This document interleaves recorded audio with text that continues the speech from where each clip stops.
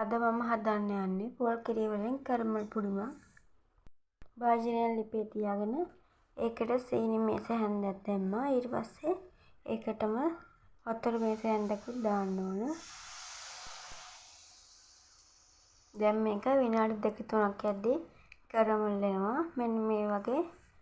ඊට පස්සේ අපි මේක කැරමල් පුඩින් එක හදාගන්න භාජනයට දාන්න ඕන. පුඩින් එක හදාගන්න භාජනය තෝරගද්දී ස්ටීම් කරන්න පුළුවන් භාජනයක් තමයි අපි තෝරගන්න ඕන. ඊට පස්සේ මේක කැරමල් වුණාට පස්සේ පුඩින් එක හදාගන්න භාජනයට දාගන්න ඕන. මේක සීතල වුණාට පස්සේ ගල් වෙනවා. දැන් අපි මේක පැත්තකින් තියාගෙන පුඩින් එක හදාගන්න මිශ්‍රණය හදාගන්න. මේකදී මම අරන් තියෙනවා පොල් කිරි අණු කෝප්ප භාගයක්. සීනි හැඳි දෙකක් අරන් තියෙනවා. සීනි මේස හැඳි දෙකක්. ඊට පස්සේ මේ සීනි මේස හැඳි දෙක පොල් කිරි වීදුරට දාලා හොඳට දිය කරගන්න ඕන.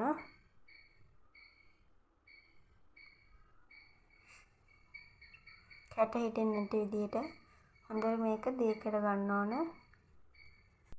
පුරුදු වෙන්න කැරමල් පුඩින් හදන කෙනෙක්ට තමයි මේ රෙසිපිය ගොඩක්ම ගැලපෙන්නේ. මේකෙන් එක්කෙනෙකුට ඇති ප්‍රමාණය තමයි කැරමල් පුඩින් හදාගන්න පුළුවන්. ඊට පස්සේ මම බිත්තරයක් ගන්නවා. බිත්තරයක් ගද්දී මේකේ මැද තියෙන සුදු පාට කොටසක් ඒක අයින් කර ගන්න ඕනේ. මම මේක අයින් කරන් තියෙන්නේ. ඔයාලත් අයින් කරගන්න. ඊට පස්සේ අපි දී කරගත්ත සීනි සහ කිරි එක අරන් තියෙනවා. ඉස්සෙල්ලාම අපි බිත්තරේ හොඳට බීට් කරගන්න ඕන. හැන්දෙන් මෙන්න මේ විදිහට හැන්දෙන් පුළුවන් ගෑරුප්පෙන් හරි නැත්නම් බීටරකින් හරි පෙනෙන විදිහට මෙන්න මෙහෙම හොඳට බීට් කරගන්න ඕන.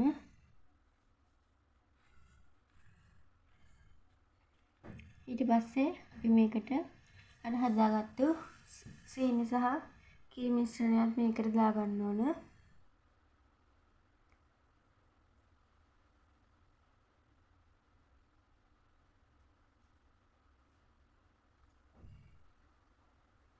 ඊට පස්සේ මේක හොඳට ආයෙත් බීට් කරගන්න ඕන. පොඩ්ඩක් දිය වෙන විදිහට, කවලම් වෙන විදිහට.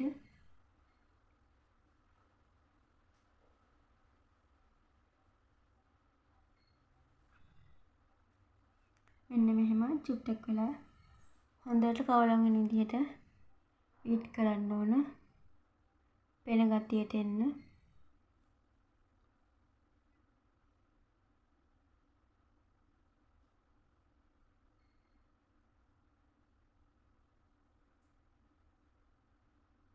අද මම මේක හදන්නේ රයිස් කුකර් එකේ. ඉතින් මේ අතර මේක රයිස් කුකර් එකට වතුර ටිකක් දාලා රත් වෙන්න තියන්න ඕන. උමාලෙන් මේක තඹගන්නේ. දැන් අපි පුඩිම හදන භාජනය ලෑස්ති කරගන්න ඕන.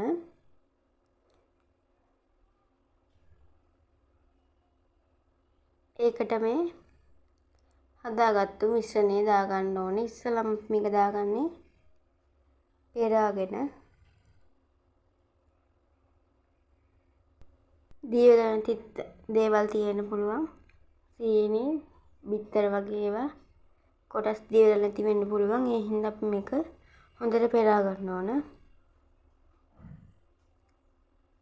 මෙන්න මේ වගේ ඉතිරි වෙලා තියෙනවා දීවිච්ච නැති කෑලි.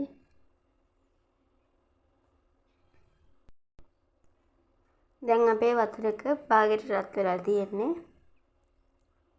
මේක හොඳටම උතුරන්න පටන් ගන්නකොට මේක තැම්බෙන්න දිනවා.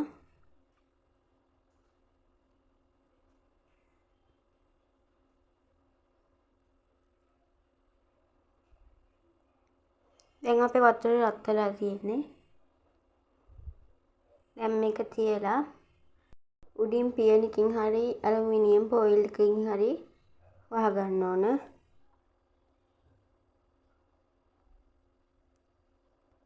එන්න මේ වගේ හොඳට වැහෙන එකකින් වහගෙන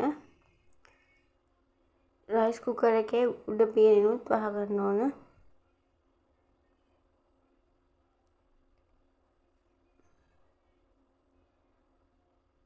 මේක සාමාන්‍යයෙන් තැම්බෙන්න පැය භාගයක් විතර යනවා.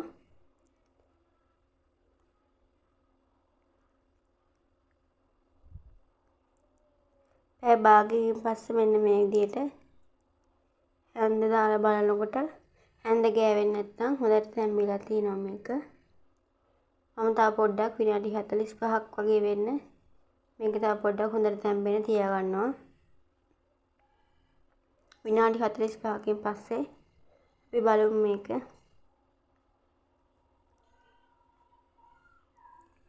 මේක හරිම රස්නෙයි එළියට ගද්දී.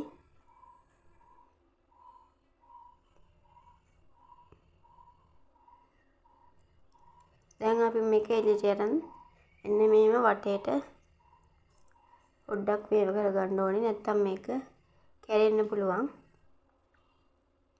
අනිත් පැත්ත ගහද්දී.